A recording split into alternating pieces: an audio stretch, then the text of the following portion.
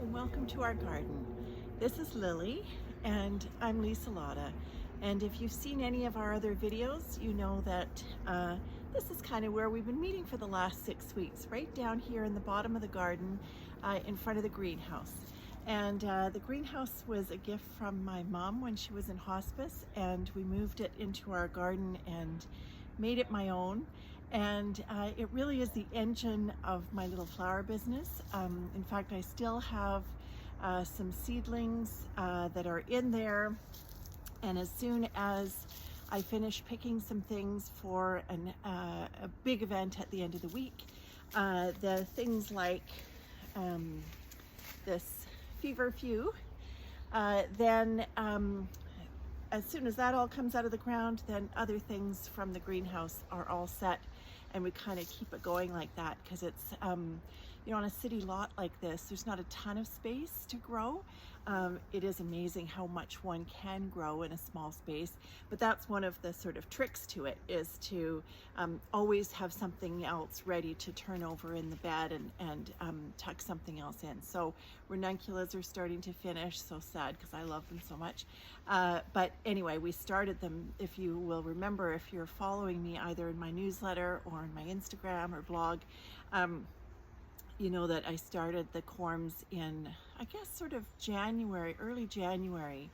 Sometimes it's December, but I think this year it was January. And so, you know, here we are. June 10th is when I'm recording this. It's actually my birthday today, and I am 58. And I wanted to show you the beautiful peonies. Now, this peony, I have lots of intentional things that I grow in very intentional places. And this is not one of them. So this is a peony, and I wish you could smell this because it's just divine, like literally divine. And on this one stem, we have all of the, so we have, it starts like this, all kind of in a tight ball like that, starts to open. That's this one. And then this is a little more open, and then this is just fully open, so much so that you can see the bees will start to come and get that nectar. So it's, this one isn't even open, you can't even see that it has a center like that yet. And I think they're so beautiful. But this plant is actually in my driveway, and because of the deer around here, I've been kind of timing, I've moved like the garbage cans and the recycling in front of it so that the deer can't get to it, because in past years I've only had maybe one bloom, and this is all of the blooms from this one plant. And I'm being kind of, I don't know, is it selfish? I'm being kind of I don't know what the word is. We won't say selfish, but I should have put these in the fridge for an event, because I should be sharing those. I will put them in the fridge after this, but just to hold them, they need to hold until Saturday. Today is Tuesday, and they will hold in one of my little fridges. But I just have been enjoying them so much. And I did manage to get them before the deer could get there. So that's the most blooms I've ever had on this plant, and I didn't lose them to the deer. So that's, I guess that's my birthday present. And anyway, I often think, you know, birthdays are a time that maybe, depending, I guess, on when you have your birthday, my birthday sort of feels like it's the beginning of the next season, because it's sort of close to school ending, although don't have anybody in school on that schedule. I will have niece and nephew, but I don't have anybody who's kind of really on that schedule. And so, but I think we're still kind of affected by that, right? It's so many years that one is part of that whole school system, and here in Canada, the school ends around about sort of mid to late June and starts up again early September. So I guess I'm starting to think of all of the things that I want to do and make and create and experiment with in the summer months. I have started to think more in terms of my creativity. I've started to think more about kind of seasonal things that I do, because I have so many things that I really enjoy experimenting with and playing with. And it just doesn't always lend itself to be doing that all the time. It starts to, I think creativity sometimes, if you are that kind of creative person, it can kind of almost feel like pressure to be doing it all. Like, how come I don't have my, like if it's indigo, say, if you have an indigo dye vat, you need to keep that alive and going and happy. And also it's, it needs to be warm. And so of course, there are ways to do that if you have an indoor space where you could have it, say, on a heat little element or something like that. But I sort of have started this thing where I have my indigo dye vat out in the summer, and usually I end up, it's sort of, for me, it's like later summer. This year I'm starting to think, and today I was starting to think, well, maybe I could move that up. And of course, with cyanotype, which if you're not familiar with cyanotype, it's an old form of photography. It's where blueprint comes from. It's always blue. So essentially what you do is you paint on these two chemicals in the near dark, either on fabric or on paper, like a cotton paper, or something that can get wet. Paint on these chemicals in the near dark, expose it to, the best is the sunlight, although I do have a light box, and that does do really good, I do have really good results with that, but I prefer the sun. And here we don't get that much sun through the winter, and so now is kind of a better time for that. And then after you've exposed things to the paper or the fabric, with, in my case, botanicals on top, after a few minutes the chemicals start to change color, and that's when you know to take the flowers or leaves off, and then you rinse it under water, and then you have your cyanotype print. So I love doing that. I've got some workshops coming up, and where I'll be hosting people here in the garden to do that, so that's exciting. But I'd like to know that I have, I'll have a sunny day for that, or more likely to have a sunny day, because I've done it before and it's kind of nerve-wracking for somebody who can, like, you can't control that, you can't plan that, and if it's not sunny, you really can't make the print. And it doesn't have to be bright sun, but that's kind of better, and it doesn't take as long and all those kinds of things. So anyway, that's coming up. And I did, I was thinking too, because this week I'm doing a big event at the end of the week where I've done it, this is my third year, and until last year it was my biggest event. Last year I did another bigger event, but it was, until that time, my biggest event for something where I needed to have my flowers on one day. If you're new here, I have a little urban flower farm, and on a city lot here on Vancouver Island in Canada, on the west coast of Canada. And so there are 80 bouquets that need to go on the tables for 825 people coming to a graduation, and it's down in a conference center down like here in town. And so it's otherwise kind of a very, I'm going to say this just to you, but like kind of a soulless, I think ballrooms and hotels and conference centers are pretty like of any kind of interest or heart, or you know what I mean. But I guess in that way too, it's kind of a blank slate. And so my client for that loves what I do, like loves that I bring kind of a garden and nature and real flowers that are grown organically, grown locally, into this space to celebrate with these students and their families. And many students are international students, so their parents have come long distances to celebrate this wonderful occasion with them. And I think these things are often mixed, aren't they? Like, it's the end of your high school years, and in this case, the school, you can also live there. So there's a kind of different element to that too, where you're really much more tied to the school than if it was only a day school.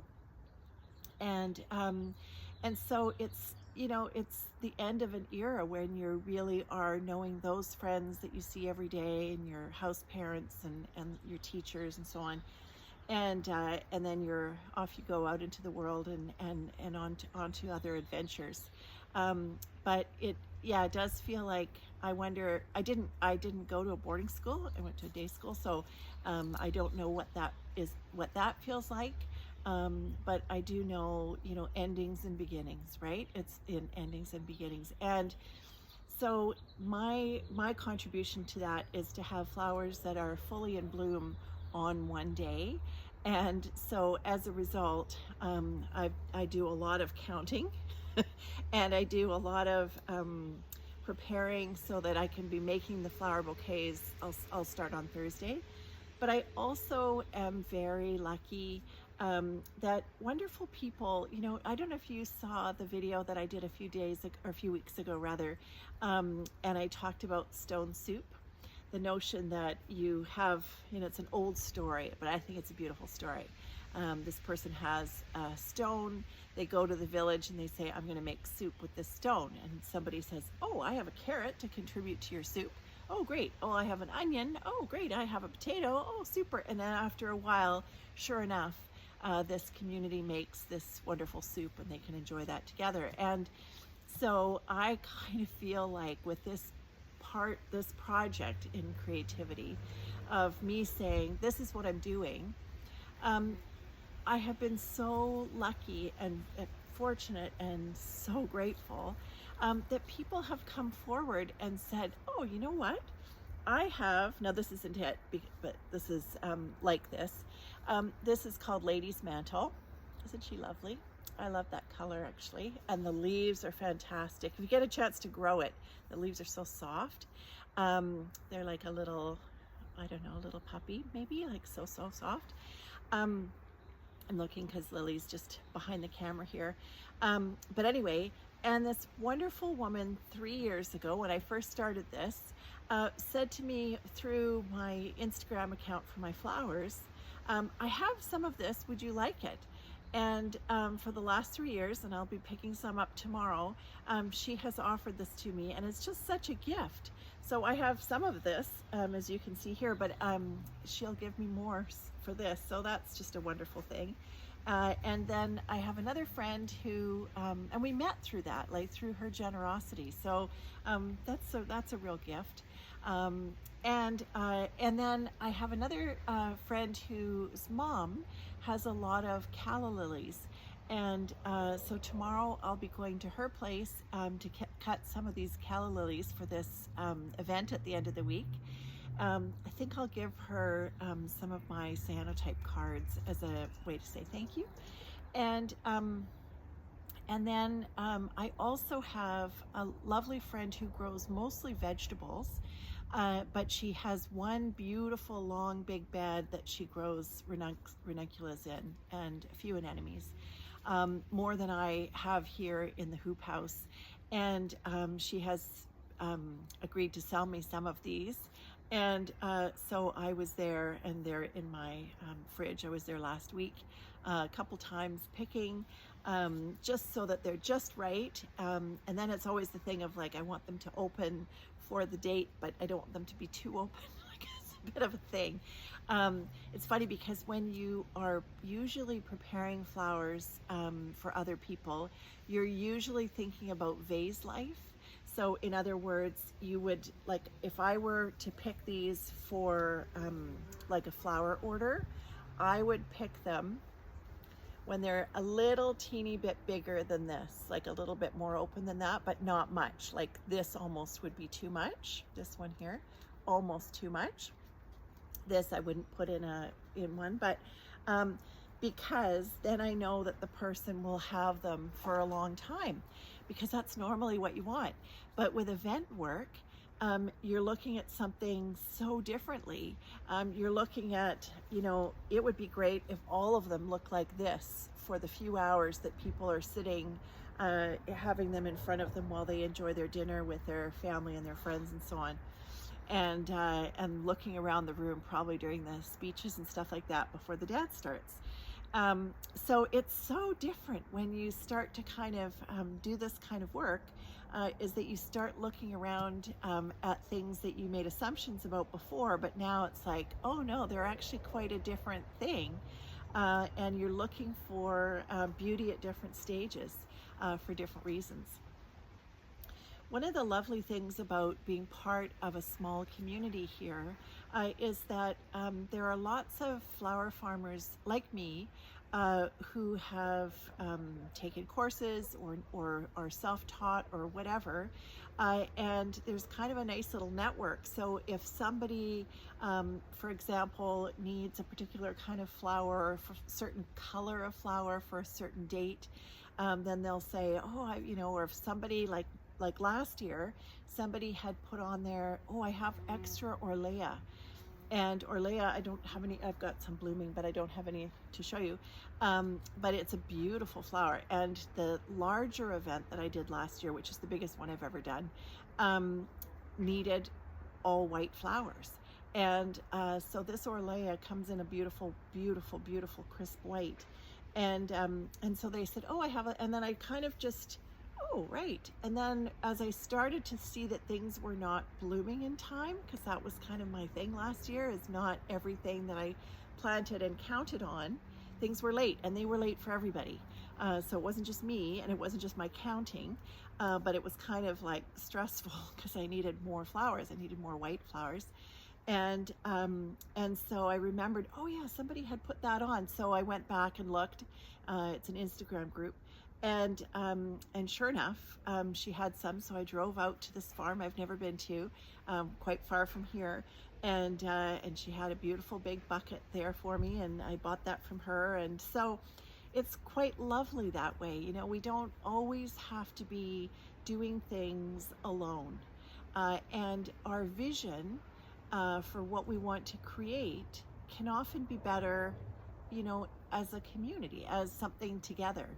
And I saw that last week, actually, because I hosted, if you saw the video from last week, I hosted a Petal Potluck here in the garden, and a lovely group of women came, and it was so much fun. And you know, everybody, it was that thing of everybody bringing something, and different vases and all the things. And somebody had said, because I don't know if you're aware of how I do the Petal Potluck, but this was an idea that I had a couple of years ago, and it's really taken off, actually.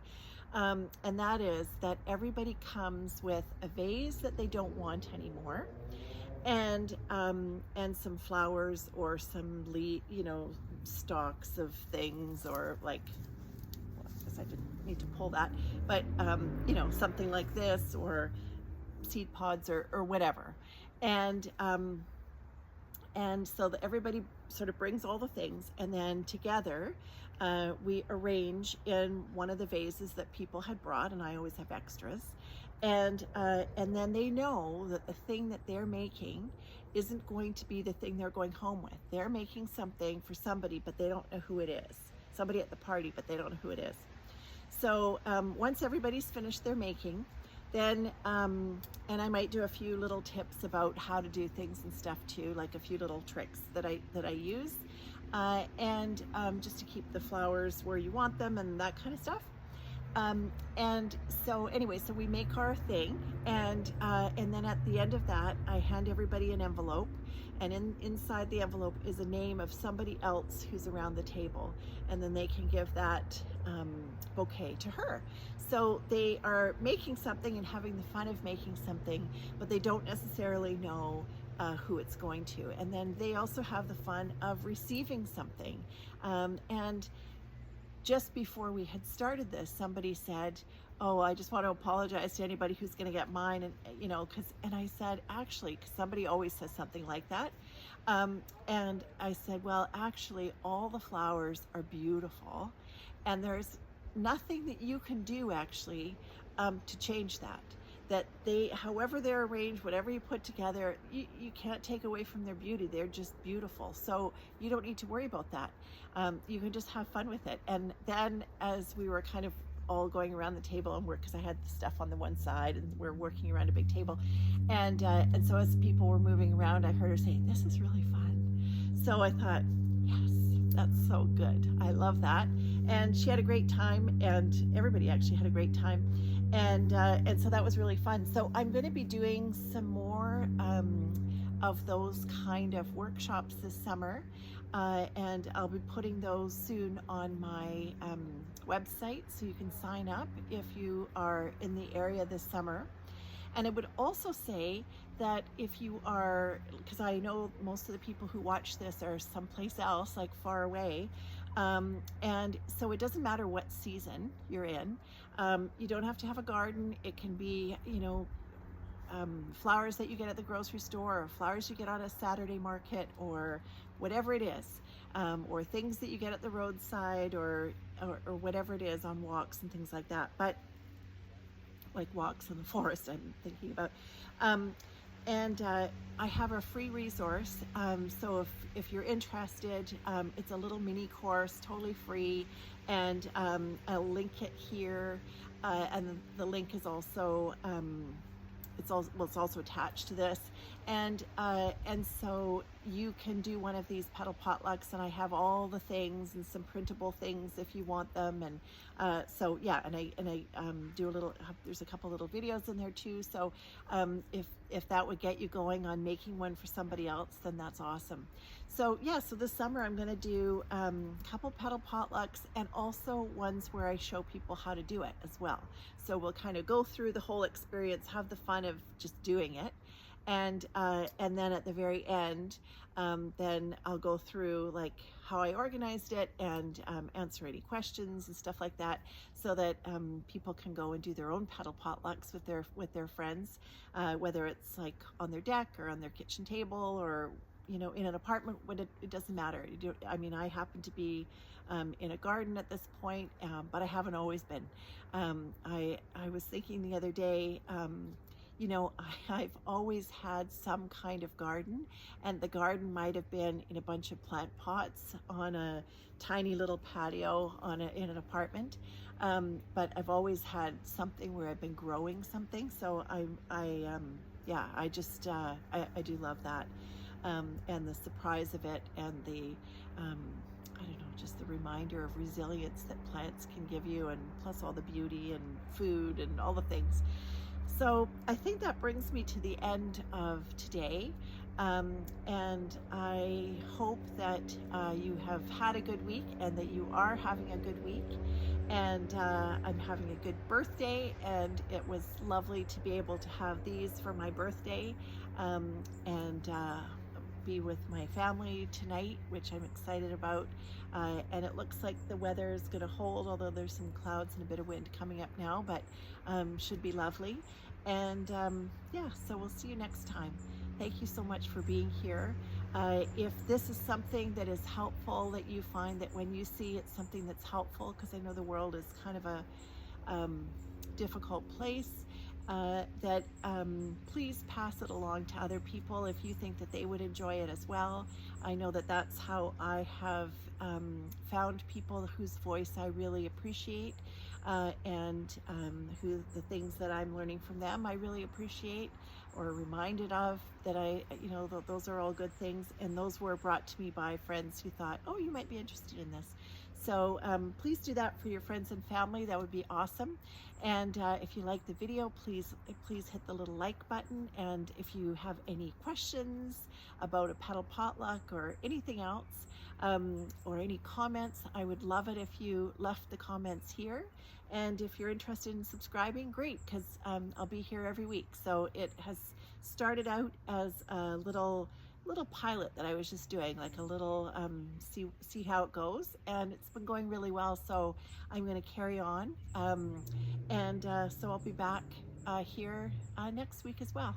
So in the meantime, I hope you have a wonderful week, and I wish you peace on your path.